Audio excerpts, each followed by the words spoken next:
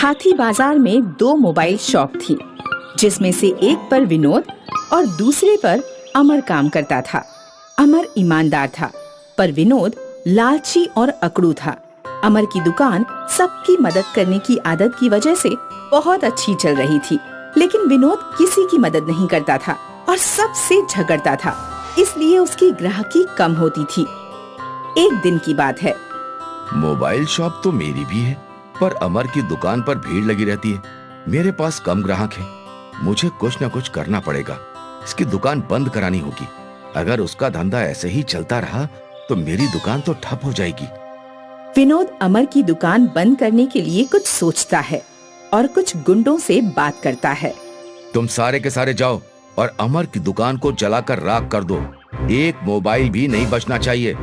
खैर रुको, एक काम करो, सारे मोबाइल चुरा कर मुझे यहाँ पर देना और उसकी दुकान को आग लगा देना।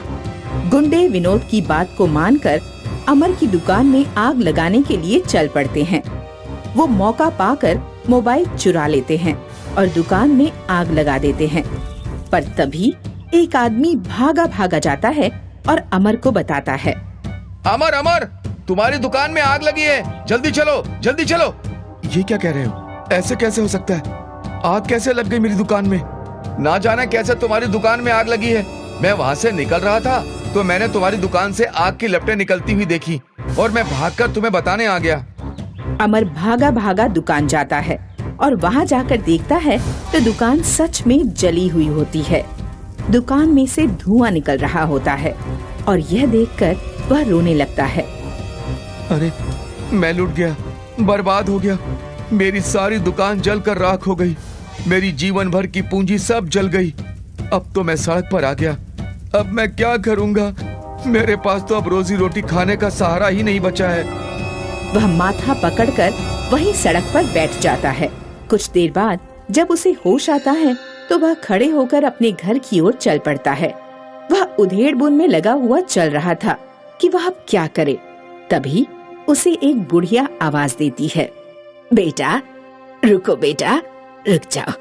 अमर, तुम बहुत ही नेक इंसान हो। तुम हमेशा सबकी मदद करते हो। माँ जी, ये सब कहने की बात है। मैं खुद ही टूट चुका हूँ, तो मैं दूसरों की मदद क्या करूँगा? बेटा, मेरी भी मदद कर दो ना। मेरा बेटा मुझसे रूठकर अपनी बीवी और बेटे को लेकर चला गया है। मेरा उससे एक बार बात करने का बहुत मन कर रहा है। तो माँ जी, मैं आपकी कैसे मदद कर सकता हूँ? मेरे पास तो अब मदद करने के लिए कुछ बचा ही नहीं। सब कुछ जलकर राख हो गया। बेटा, तेरे पास फोन है ना? ये नंबर मिला दे जरा। मैं एक बार अपने बेटे और पोते से बात कर लूं। मेरा मन बैठा जा रहा है, ना जाने वो किस हाल में होगा। जी माँ जी, मैं अभी नंबर मिला देता हूँ। नंबर दीजिए। अमर नंबर मिला देता है और बुढ़िया उस फोन से अपने बेटे से बात करके सारे गिले शिकवे मिटा देती है और बुढ़िया का बेटा अपने परिवार सहित वापस आने के लिए तैयार हो जाता है। अमर बेटा, तूने मेरे बेटे से बात कराकर मुझ पर बहुत बड़ा एहसान किया है। अब सब मेरे पास रहने के लिए आ रहे हैं। मेरी खुशी का ठिकाना नहीं है। आज मैं बहुत खुश हूँ। ये तो बहुत अच्छी बात है माँ जी। पर बेटा, तू इतना उदास क्यों लग रहा है? क्या बात है? तुम्हें इतना उदास पहले कभी नहीं देखा। अमर अपनी सारी दुख भरी कहानी उस बुढ़िया को बता देता है। बेटा, मैं तेरी कोई मदद तो नहीं कर सकती, पर मैं अपने पोते के लिए ये खिलौना लेकर आई थी। पर मेरा पोता विदेश से आ रहा है। वो इस खिलौने से कहाँ खेलेगा भला? खिलौना? कैसा खिलौना? बेटा, ये खिलौना एक मशीन है। इसमें मिट्टी डालने पर यह मशीन मोबाइल बना देता है। इसमें मिट्टी डालो तो मोबाइल बनकर निकलता है। ये मेरे किसी काम का नहीं, तू ही इसे रख ले। अमर उसे ले आता है। अमर ऐसे ही उदास बैठा हुआ अपने फोन की दुकान के बारे में सोच रहा था और सोचते सोचते उस खिलौने से खेलने लग जाता है। तो देखते ही देखते उसमें से मिट्टी के खिलौने की मशीन असली मोबाइल निकालना शुरू कर देती है। अरे, मैंने तो मिट्टी डाली थी, पर इसमें मिट्टी का मोबाइल ना बनकर असली मोबाइल कैसे आ रहा है? कहीं ये कोई जादुई मोबाइल की मशीन तो नहीं? वह जादुई खिलौने वाली मशीन को लेकर भागा भागा बुढ़िया के पास जाता है। माँ जी, ये मशीन तो जादुई है। इसमें से मिट्टी डालने पर मोबाइल अपने आप बाहर निकल रहे हैं। आखिर ये कैसे हो रहा है? मुझे कुछ समझ में नहीं आ रहा। बेटा, मैंने तो ये मशीन तुम्हें यूं ही दे दी थी, और अगर इसमें से मोबाइल निकल रहे हैं तो ये तुम्हारे नसीब के हैं। इसको भगवान की मर्जी जानकर अपने भविष्य के लिए इस्तेमाल करो और सबकी मदद करो। अमर उस मशीन की सहायता से दोबारा से मोबाइल की दुकान खोल लेता है, और जब उसे जरूरत होती है तो वह उस जादुई मशीन से मोबाइल बना लेता है। अमर उस जादुई मशीन के मोबाइलों से वो सबकी मदद करता था। आज तुमने अपने व्यवहार के बलबूते पर फिर से अपनी नई दुकान खोली है। तुम्हें बहुत बहुत बधाई। मोबाइल शॉप तो बहुत हैं, पर जो तुम्हारे मोबाइल में बात है वो और कहीं नहीं। भाई, ये सब तुम्हारी दुआओं का असर है जो आज मैंने दोबारा मोबाइल शॉप खोली है। नहीं तो मेरी दुकान तो जलकर राख हो गई थी और मैंने उम्मीद छोड़ दी थी।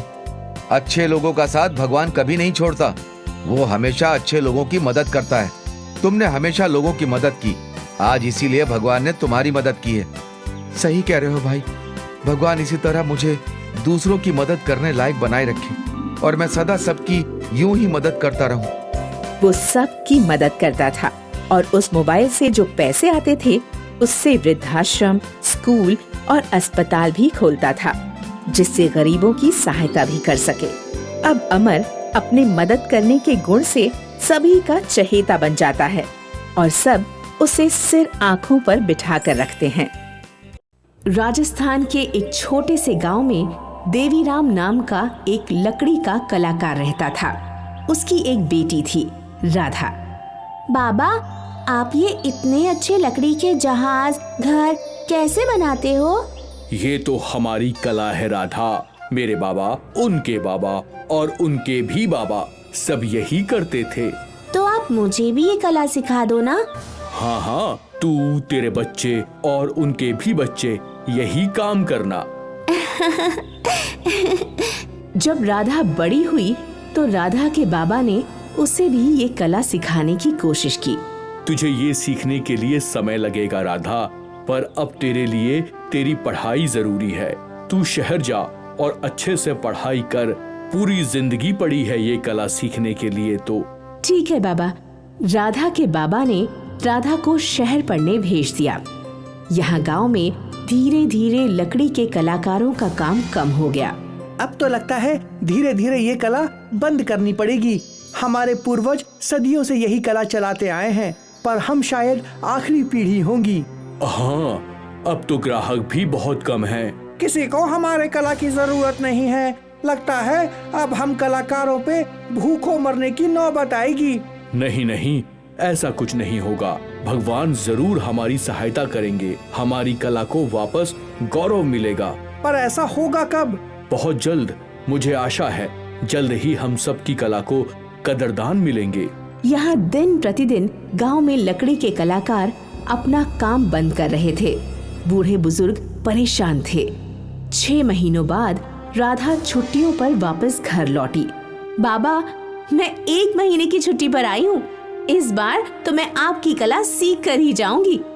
हाँ हाँ, सीख लेना। अगले दिन जब देवीराम एक लकड़ी का जहाज बना रहा था, तब राधा उसके पास आई। अरे वाह, ये तो बहुत सुंदर महल है। हाँ है तो, पर 6 महीने से इसके कोई कदरदान नहीं। अब लगता है गांव वाले सही बोल रहे थे।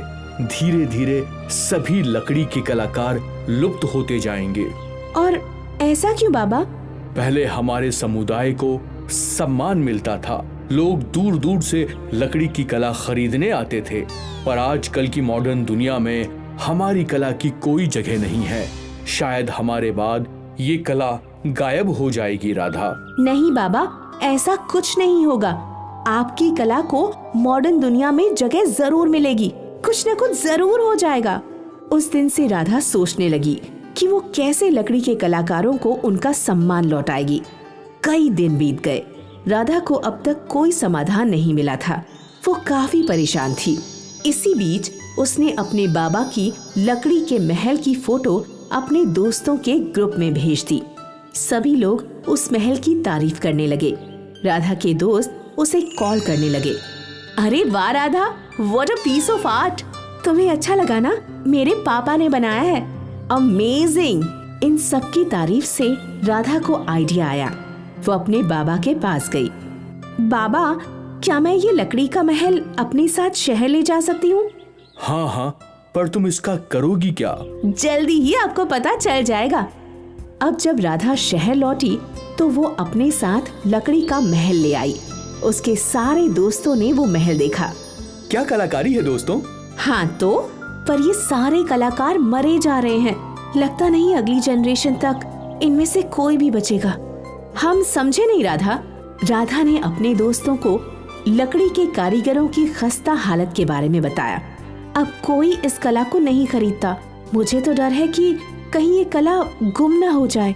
हम इस कला को गुम होने नहीं देंगे। हाँ, हम इस कला की पब्लिसिटी करेंगे, पर कैसे? मेरे कुछ फ्रेंड्स जर्नलिस्ट हैं, हम उनसे पब्लिसिटी करवा सकते हैं। I have a better option. हम एक एग्जीबिशन रखेंगे जहाँ शहर के कई लोग लकड़ी की कला देखने आएंगे और इसे खरीदेंगे भी। क्या हम ये कर सकते हैं? हाँ बिल्कुल। सारे दोस्तों को एग्जीबिशन का आइडिया पसंद आया। 1 महीने बाद शहर में लकड़ी की कला का एग्जीबिशन लगा। इस एग्जीबिशन में काफी लोग आए। लकड़ी के कलाकारों की कई चीजें बिकी। मैं नहीं कहता था कि एक दिन इस नई दुनिया में हमें भी सम्मान मिलेगा। हाँ, तभी 2 लड़कियां कलाकारों के पास आईं। अंकल, क्या ये क्राफ्ट आपने बनाया? हाँ हाँ बिल्कुल।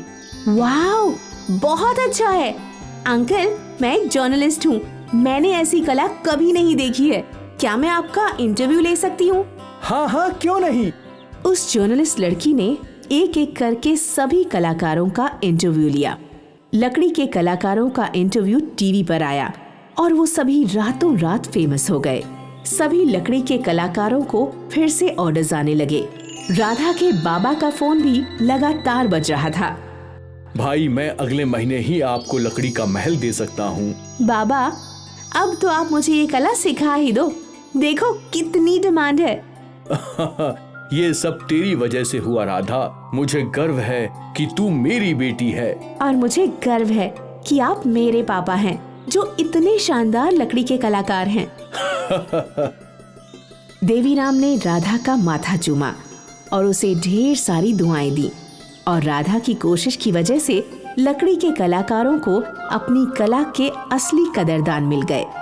लकड़ी के कलाकारों ने राधा और उसके दोस्तों को खूब दुआएं दी। ये कहानी सोना गांव के जादुई कुम्हार की है, जो अपने अनोखे काम के लिए मशहूर है। ये जादुई कुम्हार मिट्टी से बर्तन नहीं, रिश्तेदार बनाता है। मतलब मिट्टी की मूर्तियों को अलग अलग रिश्तों के नाम देकर बेचता है, जैसे माँ बाप, भाई बहन, बेटी बेटा, दादा दादी। परिवार का हर रिश्ता जादुई कुम्हार के पास मिलता है। इसलिए कुम्हार के घर पर रिश्ते खरीदने वालों की भीड़ लग जाती है। लो भाई, ये रही तुम्हारी माताजी। कुम्हार काका, ये तो अभी बेजान मूर्ति है, फिर मेरी माता कैसे हुई? अरे भाई, मैंने इस मूर्ति को मंत्रित कर दिया है। ये मूर्ति घर पहुंचते ही जीवित हो जाएगी और तुम्हारी माता बन जाएगी। सचमुच ऐसा ही होगा ना? मुझ पर विश्वास रखो, ये मूर्ति तुम्हारी माता ही है। काका, ये आपकी मूर्ति के पैसे। कुम्हार जी, मेरी सासू माँ की मूर्ति तैयार हो गई? हाँ बहन, तुम्हारी सासू माँ भी तैयार है। बहन, तुमने अपनी सास की जो फोटो दी थी, मैंने मूर्ति बिल्कुल वैसी ही बनाई है। हाँ कुम्हार जी, ये मूर्ति मेरी सासू माँ जैसी ही है। घर पहुंचकर ये जीवित हो जाएंगी ना? हाँ। धन्यवाद कुम्हार जी, मेरे पति अपनी माँ को देखकर बहुत खुश हो जाएंगे। मैं अपने बेटे की मूर्ति बनवाना चाहता हूँ। बेटे की मूर्ति? हाँ, पिछले साल उसकी मौत हो गई थी। मेरी पत्नी अभी तक उसको भूली नहीं है। अपने बेटे की याद में पागल हो गई है। आप अपने बेटे की फोटो लेकर आए हैं? हाँ, ये रही मेरे बेटे की फोटो। मुझे मेरा बेटा मिल जाएगा ना? सुमन, किस्मत ने तो हमें पहले ही निराश कर दिया था। अब तो डॉक्टर ने भी जवाब दे दिया है, हमें औलाद का सुख नहीं मिल सकता। डॉक्टर भगवान तो नहीं होता और किस्मत कब बदल जाए इसका भी कोई भरोसा नहीं होता। मैं तुम्हारी ममता के दर्द को समझ सकता हूँ, लेकिन सच्चाई जानना भी जरूरी है। तो आपकी बात मान लूं कि अब हम माँ बाप नहीं बन सकते?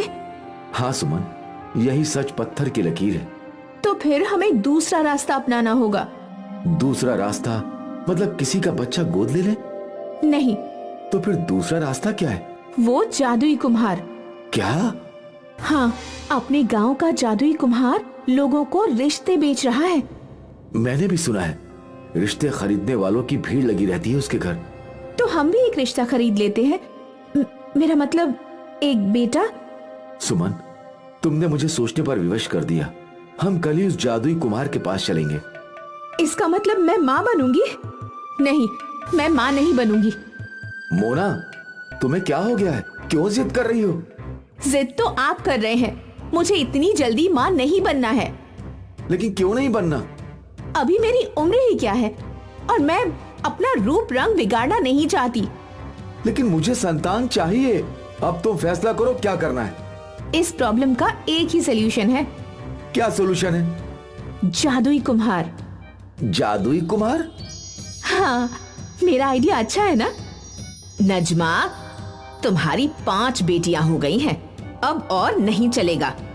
माँ जी, बेटी को बेटा बनाना मेरे बस में नहीं है। जो नसीब में है वही मिल रहा है, और बेटी होने में क्या बुराई है? मुझे तुम्हारी बकवास नहीं, बेटा चाहिए। अगर तुम नहीं दे सकती तो मुझे दूसरा इंतजाम करना होगा। साफ साफ क्यों नहीं कहती कि आप अपने बेटे की दूसरी शादी कराना चाहती हैं? तो इसमें गलत क्या है? मुझे बेटा चाहिए, चाहे वो कहीं से भी मिले। तो जादुई कुम्हार से ले लीजिए, वो तो पूरे गांव को रिश्ते बांट रहा है। जब तुमसे बेटा नहीं मिलेगा तो मुझे उस जादुई कुम्हार के पास ही जाना पड़ेगा। मैं उसी से अपने बेटे के लिए वारिस मांगूंगी। भाई, जादुई कुम्हार ने तो कमाल ही कर दिया। हाँ भैया, आज सोना गांव के हर घर में जादुई कुम्हार का जादू दिखाई दे रहा है। मैं भी जादुई कुम्हार से अपनी दादी की मूर्ति लेकर आया हूँ। अब मुझे दादी की कमी महसूस नहीं होती। हमारे गांव के सब लोग अब अमर हो गए हैं, क्योंकि उनके मरने के बाद उनकी मूर्तियां घरों में आ जाती हैं और वो जीवित होकर हमारे साथ रहने लगती हैं। अब किसी भी औरत को अपने बांझ होने पर दुख नहीं होता। किसी के मरने का दुख भी नहीं होता। जो लोग झगड़ कर घर में चले गए हैं, अब तो उनकी भी कमी महसूस नहीं होती। अरे ये तो सब ठीक है। पड़ोस के गांव की एक औरत अपने पति की मूर्ति बनवा कर ले गई है। क्यों? क्या उसका पति मर गया है? नहीं, उसका तलाक हो गया है। इन जादुई रिश्तों ने एक बार फिर से परिवार को हरा भरा कर दिया है। हाँ भैया, इसके लिए हम जादुई कुम्हार के आभारी हैं। जादुई कुम्हार के जादुई रिश्तेदार सोना गांव के साथ आसपास के गांव में भी फैल जाते हैं।